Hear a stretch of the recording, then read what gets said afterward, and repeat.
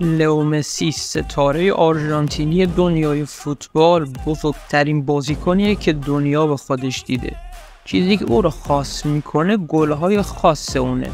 توی این ویدیو قراره که به 5 از چشم نوازترین گل‌های این ستاره بپردازیم که تمام این 5 مورد به خصوص مورد پنجم بهترین ها هستند. گل‌هایی که قراره ببینیم گل‌هایی هستند که به این زودی‌ها قرار نیست دوباره تکرار بشن. شماره 1 گل به رئال مادرید. شماره 2 گل به منچستر یونایتد.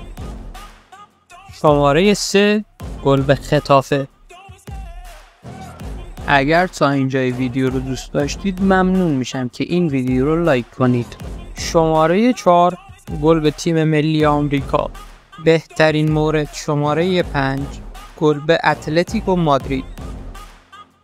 به نظر شما کی دیگه قراره این گل‌های جادویی رو به ثمر برسونه؟ اونو توی کامنت ها بهم بگید. راستی بهتون پیشنهاد میدم ویدیوی جذاب مربوط به مسی و عادت‌های اتمیش که باعث موفقیت او شده رو حتما تماشا کنید.